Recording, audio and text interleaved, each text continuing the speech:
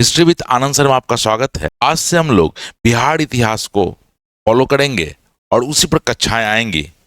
Actually अब BPSC में बहुत कम समय है, तो बहुत लोग रिवीजन करना शुरू कर दिए होंगे और लास्ट टाइम में ये लोग बिहार पढ़ते हैं, इसलिए बिहार हिस्ट्री की कक्षा लेके आए हैं। कोशिश रहेगा कि इससे संबंधित प्रश्न को भी डील कर लिया जाए। तो आज जो हम लोग डिस्कस करने जा रहे हैं, आज हमारी पहली कक्षा है और पहली कक्षा का टॉपिक क्या है, तो पाषाण काल एवं वैदिक सभ्यता। ठीक है, तो हम लोग पाषाण काल क्या है और वैदिक सभ्यता क्या है, बिहार में कैसे क्या घटना घटी उसको देखेंगे। लेकिन याद रखिएगा, जब हम प्राचीन भारत बोलते हैं तो बिहार का इतिहास ही प्राचीन भारत का इतिहास। तो थोड़ा सा हम लोग क्या करेंगे, बिहार के इतिहास के साथ साथ भारत के इतिहास को एक बार देख लेंगे ताकि पूरा का पूरा एंशिएंट कवर हो जाए। चलिए तो हम लोग टॉपिक में आते हैं। आज हम लोग पढ़ेंगे क्या, इसका जो हमारा टॉपिक रहेगा उसको हम विशेष सूची में डाल दिए हैं। पढ़ेंगे प्राचीन भारतीय इतिहास के स्रोत, प्राचीन भारतीय इतिहास का विभाजन, पाषाण काल बिहार के संदर्भ में, चारों पाषाण काल बिहार के संदर्भ में, वैदिक काल बिहार के संदर्भ में। सबसे पहले बात करते हैं हम लोग प्राचीन भारतीय इतिहास के स्रोत। देखिएगा, जब हम बात करते हैं स्रोत का, तो देखिएगा स्रोत को दो भागों में बांटा गया है, पुरातात्विक स्रोत और साहित्यिक। और स्वाभाविक है इन्हीं स्रोत के इतिहास के बल पर इतिहास का लेखन हो। तो देखिएगा, इतिहास जो लेखन है दो चीज पर है। पहला चीज क्या है, स्रोत, और दूसरा जो लेखन किया है, जिसने लिखा है, लेखन किया है, उनकी विचारधारा। इसलिए देखिएगा, इतिहासकार को कई धारा में बांटा जाता है। मार्क्सवादी विचारधारा बोलते हैं, औपनिवेशिक विचारधारा बोलते हैं, राष्ट्रवादी इतिहासकार। तो स्वाभाविक है हम उसके अंदर नहीं जा रहे हैं, लेकिन चूंकि स्रोत से डायरेक्ट क्वेश्चन पूछ देता है, इसलिए एक बार स्रोत पर चर्चा करना जरूरी है। सबसे हम लोग बात करते हैं पुरातात्विक स्रोत का, बात करते हैं और उसके अंतर्गत क्या क्या होता है वो देखते हैं। देखिए, आइए पुरातात्विक स्रोत का बात करते हैं तो हमारे पास दो तीन प्रश्न उठता है। भाई, पुरातात्विक स्रोत किसे कहते हैं? सबसे पहले किसे कहते हैं, पहला चीज कि पुरातात्विक स्रोत जब हम बोलते हैं तो किसे कहते हैं। फिर हम बोलते हैं पुरातात्विक स्रोत उत्खनन से प्राप्त होता है, तो उत्खनन कैसे होता है, उत्खनन कैसे होता है, दूसरा प्रश्न दिमाग में चलता है। तीसरा चीज क्या चलता है कि उत्खनन के आधार पर काल निर्धारण कैसे होता है, उत्खनन के आधार पर काल निर्धारण कैसे होता है। फिर हम बात करते हैं कि इसकी प्रामाणिकता क्या है, कितना प्रमाणित है, प्रमाणिकता। इस तीन चीज पर प्रश्न चलता है, चार चीज दिमाग में आता है हम लोग के, किसे कहते हैं, उत्खनन कैसे होता है, काल निर्धारण कैसे होता है, और प्रमाणिकता क्या है। सबसे पहले समझ लेते हैं किसे कहते हैं। याद रखिएगा, उत्खनन में जो वस्तु मिल जाए वही पुरातात्विक स्रोत है। उत्खनन में अगर महल मिल गया वो भी पुरातात्विक स्रोत है। अगर मान लीजिए अस्त्र शस्त्र मिल गए तो वो भी पुरातात्विक स्रोत है। अगर बर्तन मिल गए तो वही पुरातात्विक स्रोत है। किसी का क्या कहते हैं हथियार मिल गए तो वही पुरातात्विक स्रोत है। अगर जो भी उत्खनन में मिल गया सब पुरातात्विक स्रोत के अंतर्गत आते हैं। सीधा बोल जी किसे कहते हैं, तो उत्खनन से प्राप्त, खनन से प्राप्त जितनी भी वस्तुएं हैं सबको पुरातात्विक वस्तु कहते हैं या पुरातात्विक स्रोत। अब प्रश्न उठता है उत्खनन कैसे होता है। जब बात करते हैं उत्खनन कैसे होता है, तो उत्खनन का दो तरीका है। लोग बात किए होंगे लंबवत उत्खनन और क्षैतिज उत्खनन। इसको समझ लेते हैं, डायग्राम से समझ लें तो ज्यादा अच्छा रहेगा। देखिए, कुआं खोदा जाता है, कुआं खोदा गया, ऊपर से नीचे कुआं खोदा गया। तो देखिए, मान लीजिए लेयर ए है, यहाँ पर कोई वस्तु मिला, लेयर बी है, यहाँ पर कोई वस्तु मिला, लेयर सी है, यहाँ पर कोई वस्तु मिला। मान लीजिए यहाँ पर ओ नाम का कोई वस्तु मिला, यहाँ ई नाम का कोई वस्तु मिला, यहाँ अल्फा नाम का वस्तु मिला। तो उत्खनन से हम लोग क्या ऊपर से नीचे जा रहे हैं, ये है ऊपर से जा रहे हैं। ठीक है, तो हम तो ये कह सकते हैं कि इस उत्खनन की विशेषता क्या होगी कि भाई ओ ई और अल्फा में सबसे पुराना कौन होगा, तो अल्फा पुराना होगा क्योंकि सबसे नीचे है। याद रखिएगा, उत्खनन का ये कहना है कि जब भी कोई नई सत्ता बैठती है तो आती है तो पुरानी सत्ता के ऊपर बैठती है, मतलब उसके ऊपर विकास होता है। इसलिए देखिएगा उत्खनन का इंपॉर्टेंस है और ये बता रहा है कि अ नाम की वस्तु जो है सबसे नवीन है, सबसे नई है, किसके मुकाबले में, ई और से। ये हो गया, आप बोलते ऊपर से नीचे उत्पाद, मतलब ऊपर से वर्टिकल खनन बोलते हैं। हॉरिजॉन्टल का मतलब क्या होता है, जब बात करते हैं क्षैतिज का, तो देखिएगा इसी को आगे बढ़ाते चले जाएं और इस लेयर पर जो चीज मिलेगा उसको बोलते हैं क्षैतिज उत्खनन। और इस उत्खनन से हमको सभ्यता के बारे में विशेष जानकारी मिलती है। मान लीजिए 5 किलोमीटर फैला हुआ है कोई सभ्यता या संस्कृति, उसका इस ढंग से उत्खनन होता है तो उसके बारे में विशेष जानकारी मिलती है। तो हम लोग देखें उत्खनन क्या है, काल निर्धारण क्या होता है। तो उत्खनन में काल निर्धारण का एक ही मतलब है, जो सभ्यता नीचे है वो पुरानी होगी, जो सभ्यता ऊपर है वो से नई होगी। क्योंकि जब हम बात करें उत्खनन, उत्खनन बहुत प्राचीन है और कार्बन डेटिंग का जब बात करते हैं 1950 के बाद आया है उसका, स्वाभाविक उससे पहले भी उत्खनन हो रहा था, तो इसी के आधार पर काल का निर्धारण किया जा रहा था। अब अंतिम प्रश्न उठता है प्रामाणिकता पर। बोलता है कि उत्खनन में क्या होता है, जो भी वस्तु मिलती है उत्खनन के साथ कोई छेड़छाड़ नहीं किया जा सकता है, कोई बदलाव नहीं किया जा सकता है, इसलिए इसको ज्यादा प्रमाणिक माना गया है। स्रोत में हम लोग क्या देखे, स्रोत में देखे पहला क्या देखे, पुरातात्विक स्रोत, ठीक है। अब बात करते हैं साहित्यिक स्रोत। देखिए हम ये लोग क्या है ये बात कर रहे हैं, जब बिहार के संदर्भ में पढ़ेंगे हम लोग, जब मेंस की ओर जाएंगे चाहे देखेंगे कि चंद्रगुप्त मौर्य का भवन भी उत्खनन से प्राप्त हुआ है, वहां से भी क्या बोले स्तंभ मिले हैं। तो थोड़ी सी जानकारी रहने पर क्या होता है, बच्चे को जोड़ना आसान होता है। अब बात करते हैं साहित्यिक स्रोत का बात करते हैं। तो देखिएगा साहित्यिक स्रोत को कई ढंग से बांटा गया है। जैसे आप लोग सुने होंगे धार्मिक साहित्य, धर्मेत्तर साहित्य, फिर बोले होंगे देशी साहित्य, फिर सुनिएगा विदेशी साहित्य। अब जब बात करते हैं धार्मिक साहित्य मतलब क्या है, धार्मिक साहित्य का मतलब वो हो गया वो साहित्य जो धर्म के विषय में लिखा है, उसका विशेष मकसद इतिहास लिखना नहीं है, लेकिन इसी धर्म के विषय में लिखते लिखते इतिहास की जानकारी हो जाती है। धर्मेत्तर साहित्य, उसको धर्म पर नहीं लिखा है, वो जनरल चीज के लिए लिखा है। जैसे कालिदास का जो बात कीजिएगा तो कालिदास ने अभिज्ञान शाकुंतलम लिखा, वो धर्म पर विषय नहीं, मनोरंजन के लिए नाटक लिखा गया। लेकिन स्वाभाविक उस समय भी क्या कर रहा है, उस समय के समाज का चित्र बोल रहे, विदेशी साहित्य जैसे मेगास्थनी ने वर्णन दिया है, आयान ने वर्णन किया है, वेनसांग ने वर्णन किया है, तो सब विदेशी साहित्य हो गए, ठीक है। तो याद रखिएगा साहित्य में क्या होता है, जब हम बात करते हैं उत्खनन का, उत्खनन से हमें आर्थिक पक्ष बहुत बढ़िया से जानकारी मिलती, आर्थिक पक्ष की बहुत बढ़िया जानकारी मिलती है, जबकि साहित्यिक पक्ष से सामाजिक और धार्मिक जानकारी बहुत बढ़िया से मिलती। बोला भी जाता है क्या है, साहित्य समाज का दर्पण है। लेकिन थोड़ा सा साहित्य के बारे में याद रखिएगा, साहित्य समाज का दर्पण है और दर्पण भी कई तरह का होता है, उत्तल दर्पण, अवतल दर्पण, समतल दर्पण। इसलिए देखिएगा साहित्य का मूल्यांकन करने में थोड़ा सा इतिहासकार भी थोड़ा सचेत रहते हैं कि कोई ना कोई साहित्य किस विशेष भाव से लिखा गया है वो समझ डेवलप कर ले, ताकि इसको एक्सप्लेन करना आसान हो जाए। क्या कर रहे हैं, प्राचीन भारतीय इतिहास किस आधार पर लिखा गया है, तो पहले स्रोत पर बात कर लिए, फिर बोले क्या लिखने वाले जो राइटर होते हैं उनकी भी एक विचारधारा होती है, और उसी विचारधारा का हम लोग बोलते हैं मार्क्सवादी विचारधारा, राष्ट्रवादी इतिहासकार, वामपंथी विचारधारा, सबअल्टर्न स्टडी। उसकी संभावना नहीं, इसलिए उस पर डिस्कस नहीं है, बस स्रोत पर थोड़ा चर्चा कर दिए हैं ताकि आपको एक बेसिक क्लियर हो कि पुरातात्विक स्रोत क्या होता है और साहित्यिक स्रोत क्या होता है। अब आ जाइए हम लोग थोड़ा आगे बढ़ते हैं, और आगे बढ़ने पर सबसे पहले हम लोग देखते हैं कि प्राचीन इतिहास का विभाजन किस आधार पर, मतलब प्राचीन भारतीय इतिहास को या बिहार के इतिहास को बांटा कैसे गया है। देखिएगा दो भाग में बांटा, दो तरह से बांटा गया है।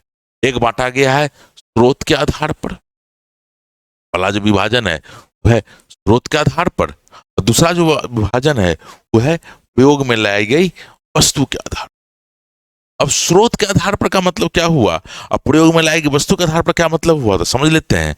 स्रोत के आधार पर मतलब हो गया, इसको स्रोत के आधार पर 3 भाग में बांटा गया है।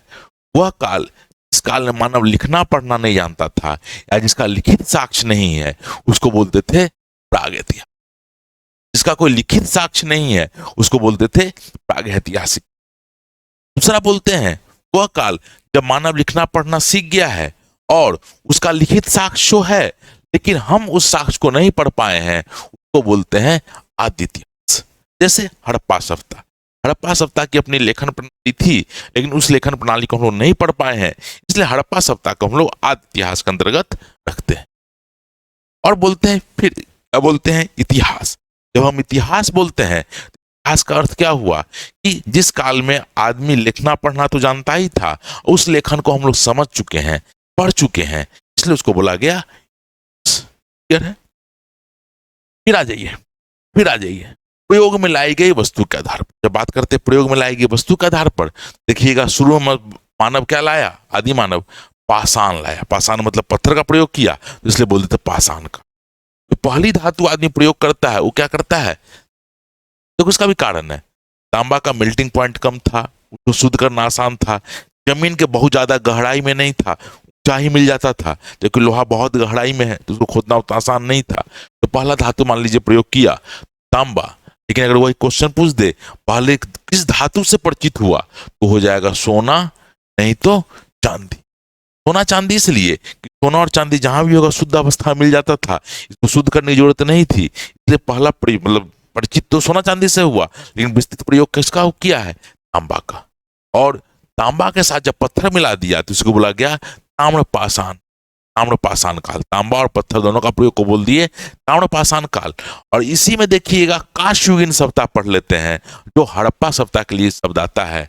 और अंतिम शब्द आता है लौह युग, जब मानव लोहा का प्रयोग करने लगा तो लौह युग।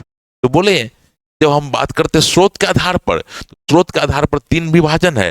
पहला क्या बोले हैं, प्रागैतिहासिक काल, वह काल जब मानव लिखना पढ़ना नहीं जानता था, या ये समझिए जब मानव के काल लिखित साक्ष्य नहीं है उसको बोलते थे प्रागैतिहासिक काल। दूसरा बोले हैं आदि इतिहास, इस काल में मानव लिखना पढ़ना तो जानता है, लेकिन दिक्कत क्या है कि उसकी लेखनी को, उसकी लिपि को हम लोग नहीं पढ़ पाए, इसलिए इसको बोल देते हैं आदि इतिहास।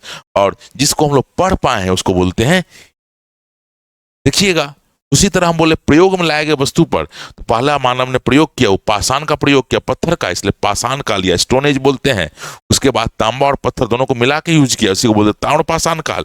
और ताम्रपाषाण काल के अंतर्गत ही काशयुगीन सभ्यता आ जाती है, जिसको हम लोग हड़प्पा सभ्यता कहते हैं। और देखिएगा फिर लोहा का प्रयोग होगा तो बोलते हैं लौह युग या लौह काल। इस प्रकार इतिहास का एक विभाजन है। देखिएगा यूपीएससी भी एक बार यूपीएससी पूछी थी, फिर बीपीएससी भी पूछी थी। क्वेश्चन क्या था मेंस में कि मौर्यों का इतिहास, मौर्यों का इतिहास इतिहासकारों को अंधकार से प्रकाश की ओर ले जाता मूल्यांकन करे या टिप्पणी करे, ऐसा ही कुछ था। अब क्वेश्चन जरा ढंग से समझिए, ये स्रोत से क्वेश्चन पूछा गया, अंधकार से प्रकाश। यहां पर समझना होगा अंधकार क्या है और प्रकाश क्या है। जैसे 2-3 टर्म आया, पहले अंधकार क्या है, दूसरा क्या है, प्रकाश क्या है, और किसके लिए अंधकार है, इतिहासकार। सीधा क्वेश्चन कह रहा है कि मौर्यों का इतिहास ऐसा है, इसमें हम लोग क्या कर रहे हैं, लेखन को पढ़ चुके हैं, इसलिए हम लोग के लिए क्या है, इससे पहले जो इतिहास पढ़े थे, पाषाण काल पढ़े, चाहे हड़प्पा पढ़े या वैदिक पढ़े, हम लोग दोनों स्रोत का यूज नहीं कर पाए। लेकिन मौर्यों के समय हम लोग पुरातात्विक स्रोत और साहित्यिक स्रोत दोनों का प्रयोग कर लिए हैं, इसलिए इतिहासकारों के लिए ये अंधकार से प्रकाश की ओर ले जाना बनता है। चीज है जो मेंस में हम लोग डिस्कस करेंगे, लेकिन फिलहाल हमारा जो मकसद था कि भाई हम पहले बता दें स्रोत क्या है, उस पर बात कर लिए। अब थोड़ा सा हम लोग पाषाण काल पर आ जाते हैं कि पाषाण काल जो हमारा टॉपिक है। देखिए जब हम पाषाण काल बोलते हैं तो पाषाण काल को भी अध्ययन की सुविधा के लिए 3 भाग में बांटा गया है, बूढ़ा पाषाण काल, मध्य पाषाण काल और नवपाषाण। बूढ़ा पाषाण काल, मध्य पाषाण काल और नवपाषाण काल। सबसे पहले होता है बांटने का आधार क्या है।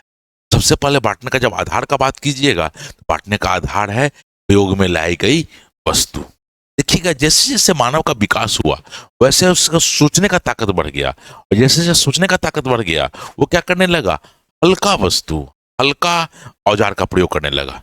समझ लेते हैं, डायग्राम से समझ लेते हैं। देखिए एक डायग्राम है, ये मानव का विकास दिखा रहा है, कैसे एक बंदर से क्या हुआ। तो पहले देखिएगा पूंछ खत्म हो गया, पूंछ नहीं दिख रहा होगा। फिर देखिएगा अब दोनों हाथ 2 पांव पर खड़ा हो गए, 2 हाथ लगभग फ्री हुआ, अभी भी लेकिन झुक के चल रहा है। देखिएगा अब गर्दन थोड़ा सीधा हुआ है, अब क्या है पूरा बैलेंस हो चुका है, और देखिए होमोसेपियंस आ गया है। तो देखिएगा मानव का विकास का क्रम आज भी हमारे बॉडी में मौजूद है। जैसे देखिएगा मानव शरीर में पूंछ की हड्डी होती है, कॉक्यू बोलते हैं रीढ़ की हड्डी में, वो अभी भी हड्डी बचा हुआ है।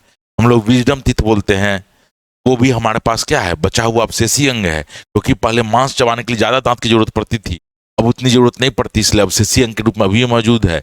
आप लोग अपेंडिक्स का नाम सुने होंगे, जो सेलुलोज का पाचन करता था, आज भी हमारे बॉडी में मौजूद है। तो दिखा रहा है कि मानव का विकास हुआ। जैसे ही सोचना शुरू कर दिया, जैसे ही सोचना शुरू कर दिया मानव, क्या करने लगा, जैसे उसका सोच बदला, उसके अस्त्र शस्त्र क्या हो गए, हल्के हो गए। और जैसे ही हल्के हो गए तो क्या हुआ, फेंक के मारना शुरू कर दिया, हल्के हो गए, दौड़ना ज्यादा आसान हो गया, और धीरे धीरे उनके लिए शिकार बड़ा आसान हो गया। इसलिए जब हम पाषाण काल बोलते हैं तो पाषाण काल को जब हम 3 भाग में बांटते हैं, पूरा पाषाण काल, मध्य पाषाण काल और नव पाषाण काल, तो बांटने का आधार क्या है, प्रयोग में लाए गए औजार। नव पाषाण आते आते औजार बहुत उत्कृष्ट हो जाते, फिर आ जाते हम लोग जरा पाषाण काल पर आ जाते। चलिए फिर देखिए, पाषाण युग मानव इतिहास का सबसे प्राचीन काल माना जाता है। यह काल मनुष्य पत्थर के औजारों का उपयोग करता था। बिहार में पाषाण युग के अनेक प्रमाण मिले हैं। तो याद रखिएगा, जैसे आप लोग रटते हैं, पाषाण काल से हमेशा 2 ही चीज पूछेगा, या तो चेचर पूछेगा या चिरांद पूछेगा। याद रखिएगा जब भी पूछता है, क्योंकि वहीं पर ज्यादा उत्खनन हुआ है। बाकी आप लाख रट लीजिए, कोई फायदा नहीं है। तो देखिएगा होता क्या है, जैसे मुझे बिहार में कहाँ होगा, तो हम बोल रहे पाषाण काल। पाषाण काल मतलब पत्थर। अब बिहार में जहां पत्थर पहाड़ होगा वहीं मिलेगा। देखिएगा पाषाण काल के साक्ष्य कहाँ मिलेंगे, मुंगेर में मिलेंगे, राजगीर में मिलेंगे। वही नव पाषाण काल में जब खेती प्रारंभ कर देता है, तब देखिएगा गंगा के मैदान में, चाहे गंडक के मैदान में मानव का अवशेष मिलना शुरू होता है। याद रखिएगा, आपको जब भी पूछेगा पाषाण काल से तो चिरांद और चेचर ही पूछेगा, और ज्यादा पूछने की संभावना नहीं होती है। फिर भी एक देख लेते हैं। तो अब आ जाइए मध्य पाषाण काल में। मध्य पाषाण काल का विशेषता क्या हो जाएगा, ये संक्रमण काल है। नव पाषाण काल और मध्य पाषाण दोनों के बीच का काल है। तो क्या होता है, औजार थोड़े छोटे हो गए हैं, आग का प्रयोग होने लगा। देखो, आप जब बात करते आग का प्रयोग, तो आग का प्रयोग एक क्रांतिकारी विचारधारा था। आग 2 चीज किया, पहले तो सुरक्षा दिया, दूसरा फिर गर्मी दिया। और जब आदमी खाना पका के, तो रोस्टेड करके पका के खाने लगा, क्या हुआ, आदमी का एनर्जी के जो लगता, पाचन पर जो मेहनत होता, वो पाचन पर मेहनत कम हो गया। इससे बोलता है, बहुत लोग बायोलॉजिकली क्या बोलते हैं, पाचन पर जो एनर्जी लगना था वो एनर्जी ब्रेन के डेवलपमेंट में लग गया, इसलिए मानव आगे बढ़ गया। तो आग का प्रयोग बहुत बड़ा फैक्टर था आदि मानव से मानव की ओर बढ़ने का, सोच डेवलप करने का। तो देखिएगा इस काल में जब बात कीजिएगा, बिहार में भी इसके अवशेष मिले हैं। और हम जानबूझे कोई साइट का नाम नहीं लिखाए हैं, इसलिए नहीं लिखाए हैं कि पूछता उछता नहीं है, बस सुन लीजिए कि मध्य पाषाण है। मध्य पाषाण का अगर कोई साइट है तो बस मुंगेर है, और कहीं है नहीं, और पूछता नहीं, तो उसको हम ज्यादा बल्कि नहीं किए हैं। हम कोशिश किए हैं कि जितना कम मटेरियल पढ़ा जाए। अभी आपके पास इतना ज्यादा मटेरियल हो गया है कि समझ में नहीं आ रहा क्या पढ़े क्या छोड़े। तो कोशिश कीजिए कि जो काम का चीज वो पढ़े, ज्यादा विस्तृत करने की जरूरत नहीं है। अब नव पाषाण का जब बात कीजिएगा, नव पाषाण काल में याद रखिएगा हम क्या बोले थे, चिरांद याद रखिएगा, चिरांद। और चिरांद के बारे में क्या बोले, 2-3 चीजें रखिएगा। पत्थर का औजार तो मिले ही मिले हैं, हड्डी के उपकरण मिले, और हड्डी का उपकरण पूरे भारत में सिर्फ यहीं मिला है। और देखिएगा हिरन के सींग से बना औजार मिला है, हड्डी का औजार बना है, और इसकी अपनी एक विशेषता है। फिर मृदभांड मिले हैं तो अलग बात है, कृषि के प्रमाण मिले हैं, और पशुओं की हड्डियां मिली हैं। उसी तरह बोले चेचर, यहाँ भी नव पाषाण काल के स्थल मिले। याद रखिए चेचर किस नदी किनारे है, चाहे किस जिला में, ये पूछेगा। और चिरांद किस जिला में है या किस नदी किनारे है, ये पूछ सकता है। तो बस इतना ही आपका पाषाण काल, इससे ज्यादा पढ़ने की जरूरत। अब आ जाइए थोड़ा आगे आते हैं, और आगे हम लोग क्या देखते हैं, हम लोग देखते हैं ताम्र पाषाण। ताम्र पाषाण काल बिहार के संदर्भ में समझ, क्वेश्चन तो वहां से नहीं आता है, फिर भी एक चीज समझ लेते हैं। यहाँ ताम्र पाषाण काल के अंतर्गत आता क्या क्या है। तो भारत के संदर्भ में देखिएगा तो ताम्र पाषाण काल के अंतर्गत विभिन्न ताम्रकालीन संस्कृतियां आती है। जैसे आप लोग सुने होंगे मालवा संस्कृति, जोड़वे संस्कृति, इनाम गांव संस्कृति, ये सब क्या है, सब ताम्र पाषाण संस्कृति। तांबा और पत्थर का प्रयोग करके ये संस्कृति क्या होगी थी, खेती पर आ गया था और गांव तक बस चुका था। अलग बात है ये नगरीकरण की ओर नहीं जा पाए। उसी में इसी क्रम में ताम्र पाषाण के संदर्भ में ही हम लोग काशयुगीन सभ्यता पढ़ते हैं, और इसी के संदर्भ में हम लोग हड़प्पा पढ़ते हैं, और हड़प्पा को सभ्यता बोलते हैं। तो देखिए एक एक्सेप्शन था कि उस समय नगरीकरण की ओर चला गया। थोड़ा सा 2 मिनट रुक के हम लोग 2 चीज समझ ले तो कभी दिक्कत नहीं होगा। एक संस्कृति क्या होता है, और दूसरा सभ्यता क्या होता है। इसको अगर समझ ले तो दिक्कत नहीं होगा। थोड़ा इंडिया के मैप पर देख लेते हैं, इसको तो ज्यादा अच्छा समझ में आ जाएगा। ये देखते हैं, देखिए हम संस्कृति बोलते हैं, संस्कृति के अंतर्गत क्या क्या आता है। हम लोग बोलते हैं खान पान, रहन सहन, फिर बोलते हैं बोली या भाषा, फिर बोलते हैं रीति रिवाज, ठीक है, और बहुत कुछ रीति रिवाज, फिर बोलते हैं हम लोग क्या, खान पान, बेसिकली यही सब 4-5 चीज आती है। अब एक चीज समझ लेते हैं हम, ज्योग्राफी मैप पर क्यों बताना चाह रहे हैं। अब एक चीज बताइए तो, बिहार का खान पान क्या कश्मीर जैसा होगा? क्यों नहीं होगा? खान पान क्या है, जो उपजेगा वही खाएगा। जैसे कश्मीर में सेब उपजता है, सेब फल है।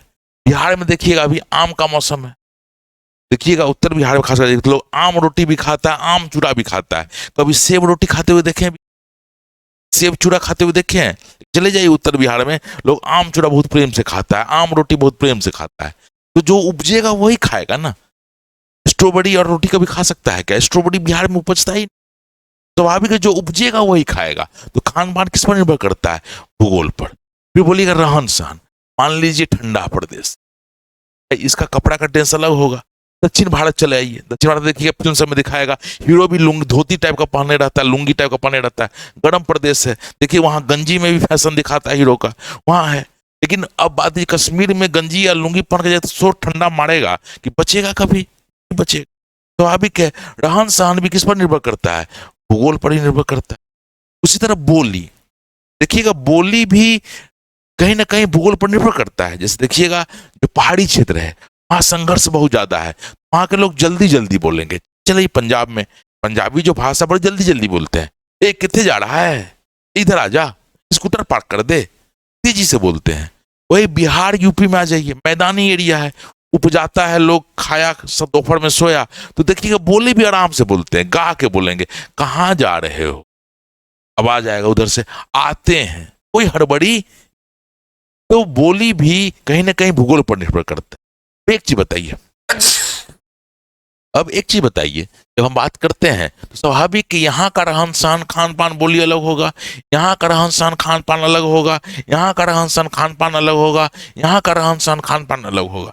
स्वाभाविक है सबकी संस्कृति अलग होगी, सबका भूगोल भी अलग अलग।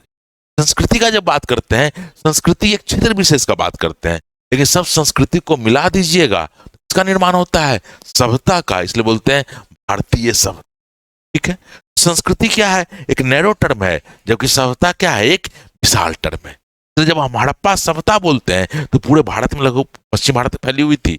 जब हम बोलते हैं ताम्रपाषाण संस्कृति तो क्षेत्र विशेष की विशेषता है और उसका आपस में कोई संबंध। अब आ जाइए बिहार के संदर्भ में ताम्रपाषाण, देखिए बिहार के ताम्रपाषाण से एक लाइन बोल रहे हैं, हड़प्पा युगीन काले और लाल मृदभांड चिरांद और गया से, कहाँ से मिले? चिरांद से मिला है और गया से मिला।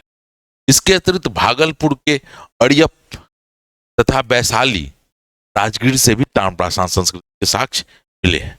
तो देखिएगा आपसे ताम्रपाषाण संस्कृति का साक्ष्य नहीं पूछेगा, आपसे पेटेंट पूछता है, अगर पूछना भी तो पाषाण काल में क्या पूछेगा? चिरांद और केचर पढ़ेगा। और इसी को देख के चले जाइए, ज्यादा भारी बनाने का विषय नहीं है, नहीं तो आप 50 साइट रटते रह जाइए बिहार का और उसी में मर जाइए, कोई फायदा। आ जाइए थोड़ा वैदिक काल में बिहार में कैसा डेवलपमेंट हुआ, वैदिक सत्ता का बात करते हैं तो थोड़ा सा इस पर डिस्कस कर लेते हैं ताकि 5 मिनट तक आपको जोड़ने में कोई दिक्कत नहीं हो। वैदिक का काल जब बात कीजिएगा तो होता है 1500 ईसा पूर्व से 600, और इसको 2 भाग में बांटा गया है, ठीक है, वैदिक काल, दूसरा बोलते हैं उत्तर वैदिक। उत्तर जब बात करते हैं ऋग्वैदिक काल तो ऋग्वैदिक काल का टाइम पीरियड क्या होता है? 1500 से 1000 ईसा पूर्व, और इसको बोलते हैं 1000 से 600। एक चीज याद रखिए, इसी क्या याद रखना है, जब बात कीजिएगा तो ये क्या था, इस काल में लोग पशुपालन करते थे, जबकि इस काल में लोग कृषि की ओर। इस काल में देखिएगा तो ताम्रपाषाण का प्रयोग होता था और इस काल में क्या चीज का प्रयोग होने लगा? तो इस काल में देखिएगा लोहा आ चुका था, लोहा का प्रयोग होने लगा था। ये कई बार पूछा है कि भारत में लोहे का प्रयोग कब से शुरू हो गया? याद रखिए 1000 से 600 ईसा पूर्व के बीच लोहे का प्रयोग होना शुरू हो गया।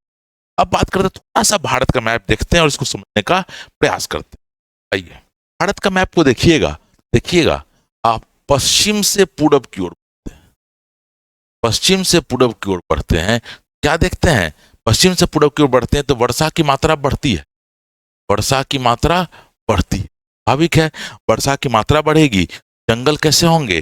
जंगल घने होंगे, ठीक है, जंगली प्राणी कैसे होंगे? तो भाई छोटे मोटे चूहे तो नहीं होंगे, खूंखार होंगे। जंगल की लकड़ियां कैसी होंगी? तो कठोर। स्वाभाविक है, जब सभ्यता का हम लोग विकास पढ़ते हैं, देखिएगा भारत में सभ्यता का विकास पहली जो सभ्यता है वो हड़प्पा सभ्यता इधर आई है। कारण क्या है? हड़प्पा सभ्यता के पास लोहा नहीं है। अब बिना लोहा की इस जंगल को, गंगा के मैदान वाले जंगल को करना संभव ही नहीं था। उत्तर वैदिक काल का जब बात की तो ऋग्वैदिक काल में देखिएगा इसी के आसपास वैदिक सभ्यता है, ऋग्वैदिक सभ्यता है। और उत्तर वैदिक काल में क्या हुआ, तो लोहे का प्रयोग हो गया, और लोहे का प्रयोग होने से जंगल साफ करना आसान हो गया। इसलिए देखिएगा उत्तर वैदिक काल में बिहार में आर्यों का आगमन हुआ। एक याद रखिए, अगर पूछता है क्या ऋग्वैदिक काल में बिहार में आर्यों का आगमन हुआ, तो नहीं, उत्तर वैदिक काल में बिहार में आर्यों का आगमन हुआ। और इसलिए हुआ कि लोहा का प्रयोग होने से जंगल साफ करना आसान था। और उत्तर वैदिक काल में आर्य क्या करते थे? खेती करने लगे। स्वाभाविक है, उपजाऊ भूमि के लिए उनको बिहार और गंगा के मैदान के आसपास ही आना होगा। और इसी क्रम में वो बिहार आना, और इसी से संबंधित जो प्रश्न है वही से आता है। तो आइए थोड़ा उसको हम लोग देख लेते हैं। देखिए क्या बोल रहा है, बता दीजिए। ऋग्वैदिक काल का टाइम पीरियड ये है। आर्यों के आगमन से पूर्व बिहार में सभ्यता संस्कृति का विकास हुआ। इसका उल्लेख ब्राह्मण ग्रंथों में मिलता है। ऋग्वेद में इस क्षेत्र के लिए कीकट पूछता है, ऋग्वेद में बिहार के लिए क्या शब्द प्रयोग हुआ है? कट और व्रात शब्द का प्रयोग मिलता है। बक्सर क्षेत्र के लिए वाल्मीकि रामायण में मलद एवं करुणा शब्द का प्रयोग, यही दो तीन पूछ जाए। कीकट कहाँ मिलता है? कीकट मिलता है ऋग्वेद में, और मलद या करुणा बक्सर के लिए किसमें आता है? तो वाल्मीकि रामायण में होता है। ठीक है। और अथर्ववेद में देखिएगा, ये भी अथर्ववेद में अंग और मगध का उल्लेख तथा यजुर्वेद में सबसे पहले विदेहराज का, ठीक है, विदेहराज का उल्लेख कहां मिलता है? याद रखिएगा अथर्ववेद। अब आगे आ जाइए, उत्तर वैदिक काल। उत्तर वैदिक काल का हम बताएं 800 से 1000 से 800 के बीच लोहे का प्रयोग होना शुरू हुआ था। और इसी काल में आर्य बिहार आने विस्तार होता है। और आप सुनोगे विदेह माधव की, कई बार पूछता है विदेह माधव की कथा किसमें है? तो शतपथ ब्राह्मण में। इस बधा में किस शासक की चर्चा है? तो विदेह माधव नामक शासक की चर्चा है। इसके पुरोहित कौन थे? तो इसके पुरोहित गौतम राहुगन थे। जब क्या पूछता है, शतपथ ब्राह्मण में वर्णन है आर्यन लोग के पास सब जब खेती करने लगे तो खेती के लिए उनके पास जमीन कम पड़ गई। लोगों ने कहा, लोगों ने पूछा कि भाई अब हम लोग कहाँ जाएं, अब हम लोग कहाँ रहें? बोला जाता है विदेह माधव ने यज्ञ किया जिसके पुरोहित राहुगन थे, और यज्ञ से एक अग्नि उत्पन्न हुई। और अग्नि क्या करती है? यज्ञ से निकलते हुए सारा जंगल को जलाते हुए सदा नीरा के पास आकर बुझ जाती है। सदा नीरा का मतलब हुआ आज का गंडक नदी। फिर बोला गया यह क्षेत्र अग्नि से उत्पन्न, अग्नि से पवित्र कर दिया गया है, इसलिए अब आर्य यहाँ भी निवास कर सकते। विडम्बना देखिएगा, आज भी उत्तर बिहार के लोग देखिएगा पटना से गंगाजल नहीं भरना पसंद करते। बोलते नहीं, यह क्षेत्र उतना पवित्र नहीं है क्योंकि हमारा वैदिक मान्यता अग्नि से शुद्ध किया हुआ है। तो याद रखिएगा उत्तर वैदिक काल में आर्यों का मूवमेंट कहाँ हुआ? बिहार में हुआ। और शतपथ ब्राह्मण इसकी विस्तार से चर्चा है। और एक बार हम लोग अंत में ये मैप देख लेते हैं। और देखोगे, याद रखना चिरांद, हम बार बार बोल रहे हैं, जब भी पूछेगा चिरांद से पूछेगा सारण में है, नहीं तो चेचर से पूछेगा जो वैशाली में है। और बोले थे चिरांद से क्या पूछता है? तो हड्डी के औजार, हिरन के सींगों का औजार, मिट्टी के बर्तन और इसी। ठीक है, तो हम लोग नेक्स्ट क्लास में क्या करेंगे? हम लोग महाजनपद से देखेंगे, और महाजनपद देखेंगे, महाजनपद में हम लोग देखेंगे बुद्ध को देखेंगे। और देखिएगा बुद्ध और जैन से हमेशा कोई ना कोई क्वेश्चन आता ही। ठीक है, फिर धन्यवाद, नेक्स्ट वीडियो में मिलते हैं क्लास में।